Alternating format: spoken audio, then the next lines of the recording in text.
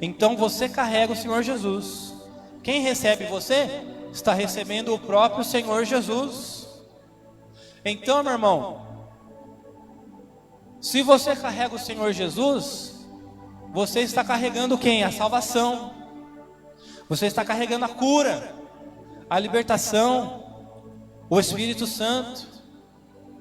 Então, se você está carregando o Senhor Jesus, você está carregando quem? Sinais e maravilhas. O Senhor Jesus disse: os sinais acompanharão aqueles que creem, e em meu nome curarão os enfermos, expulsarão os demônios, ressuscitarão os mortos, e se tomarem, pisarão na cabeça de serpentes e escorpiões. Se tomarem algum veneno mortal, não lhes fará dano algum. Ide por todo mundo pregar o evangelho a toda criatura. Quem crer e for batizado será salvo, quem não crer será condenado. Então, meu irmão, se você carrega Jesus dentro de você, você está carregando tudo isso. Você está carregando o evangelho, uma responsabilidade muito grande. Amém, igreja? O Senhor Jesus conta conosco para resgatar as almas perdidas lá fora. Entretanto, se alguém fizer tropeçar, olha só isso aqui, meu irmão.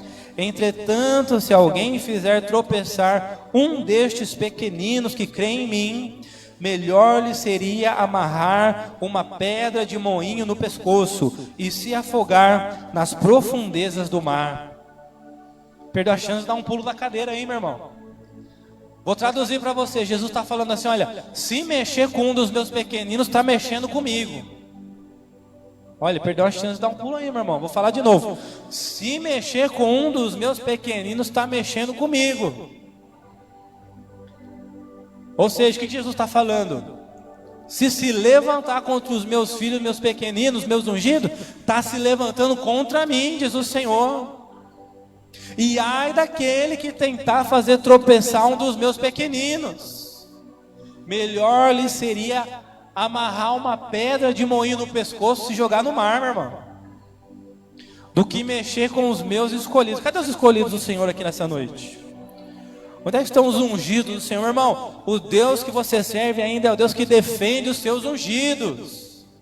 Cadê? Onde é que estão os ungidos do Senhor aqui nessa noite? Já chegou então, meu irmão? Mexeu contigo? Mexeu com o Senhor dos exércitos. Mexeu com o guarda de Israel. Aquele que não cochila, aquele que não nem pisca. A Bíblia diz que o guarda de Israel nem pisca e nem cochila. Este é o Deus que peleja em teu favor. E ai do mundo, por causa das suas ciladas. É inevitável que tais ofensas ocorram, mas infeliz da pessoa por meio da qual elas acontecem. Então a Bíblia diz, meu irmão, que Deus é amor, mas Deus também é justiça, e Deus é fogo consumidor, e terrível coisa é cair nas mãos do Deus vivo, o Deus de justiça, o Deus que trabalha em favor daqueles que nele esperam, o Deus que peleja em favor dos teus escolhidos, o Deus que ainda defende os teus ungidos. Então ai do mundo, meu irmão. E o interessante é isso, né? Que Deus, após o arrebatamento da igreja, Deus ele vai derramar aqui na terra, né? Ele vai tocar 7 trombetas e depois, primeiro, vai abrir 7 selos lá no céu. Cada selo que vai ser aberto, o que vai acontecer aqui na terra? Guerra, peste, fome, morte. Vai acabar a água, vai acabar a comida. Depois Deus vai tocar 7 trombetas no céu. Cada trombeta vão ser desgraças ainda piores. E depois Deus vai derramar 7 cálices da ira de Deus sobre a terra. Esse vai ser o julgamento de Deus sobre a terra. Sabe por quê, meu irmão? Sabe por quê? Me pergunte por quê? Porque mexeu com os pequeninos do Senhor. Porque perseguiu os pequeninos do Senhor. se levantou contra os pequeninos, não deu crédito aos pequeninos, rejeitou aqueles que carregavam o Senhor Jesus. Amém, igreja? E sendo assim, se a tua mão ou o teu pé te fizerem cair em pecado, corta-os e lança-os fora de ti, pois melhor é entrares na vida mutilado ou aleijado, do que tendo as duas mãos ou os dois pés seres atirado no fogo eterno. Se um dos teus olhos te faz pecar, arranca-o e lança-o fora, pois melhor é entrares na vida com um olho só, do que tendo dois seres lançado no inferno. Então é um alerta para nós, para a gente também não pensar que só nós somos escolhidos de Deus. Eu sou ungido, tem pastor que fala, ó, não mexe com ungido, não toca no ungido, como se só ele fosse ungido, se esquecendo que cada um aqui é pequenino do Senhor. Todo aquele que é batizado no Espírito Santo, todo aquele que é acompanhado pelos sinais e maravilhas, é ungido do Senhor, meu irmão. Todo aquele que usa a autoridade para curar enfermos e expulsar demônio, é ungido do Senhor. Então a gente precisa ter cuidado, para a gente não pensar que só nós somos os escolhidos, só nós somos os ungidos e pequeninos do Senhor. Né? E aqui Jesus está falando sobre abstinência. Existe a Bíblia satânica. Tudo o que o diabo faz, ele faz para copiar Deus. Deus deixou a Bíblia para nós. E o diabo tem a Bíblia dele, gente. É a Bíblia satânica, de Anton LaVey. Na Bíblia satânica, tem os 9 mandamentos satânicos.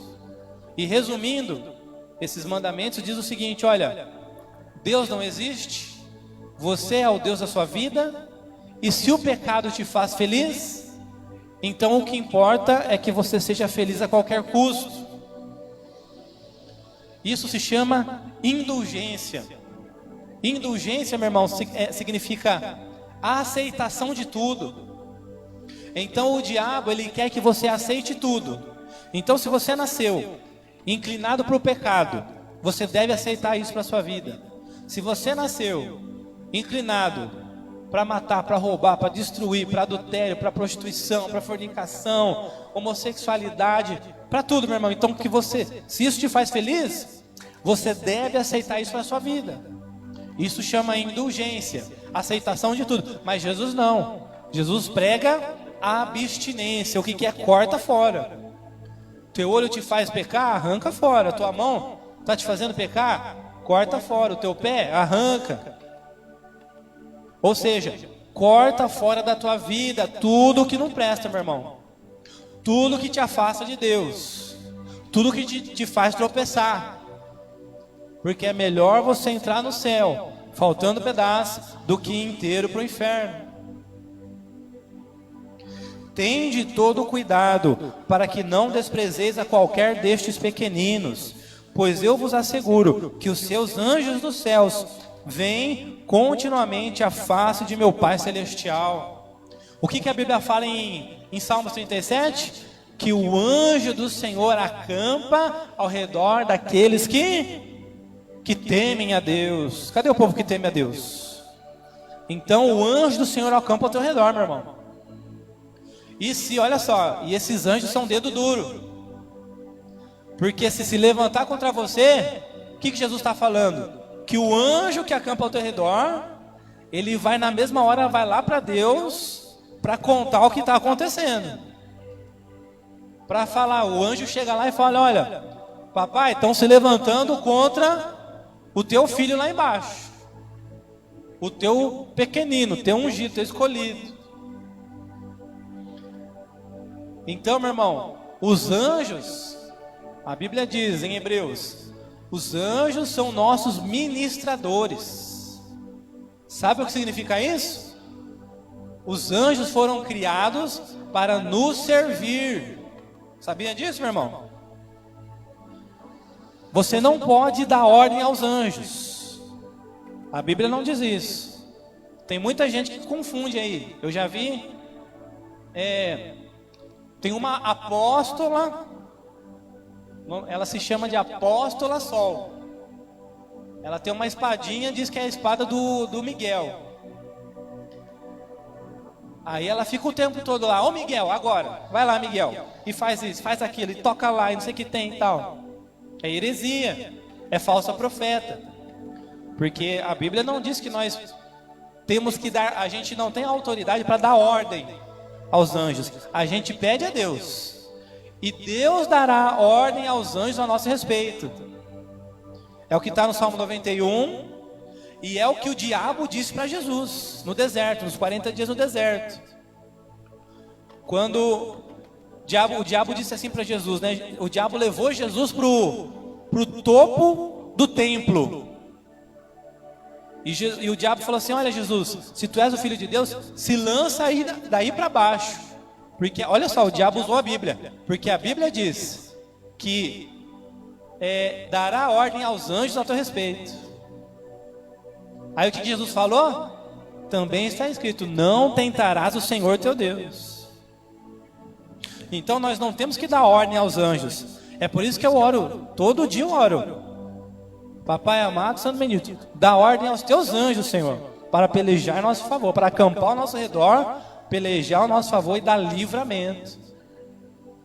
Por quê? Porque os anjos são os nossos ministradores, meu irmão. Os anjos existem para nos servir. Amém? Porque o Filho do Homem veio para salvar o que se havia perdido. Agora, preste atenção, meu irmão. Nesse contexto, perdido não é aquele que decidiu ir embora. Amém? Porque aquele, Hebreus 6 e Hebreus 10, a Bíblia deixa claro: aquele que estava aqui e foi salvo, curado, liberto, batizou nas águas, foi batizado no Espírito Santo, tomou da ceia, e depois de tudo isso decidiu virar as costas e ir embora, este não é perdido, este escolheu ir embora, então é apóstata. E a Bíblia deixa claro: a este é impossível que se arrependa novamente. Então esse não é perdido. Amém, igreja?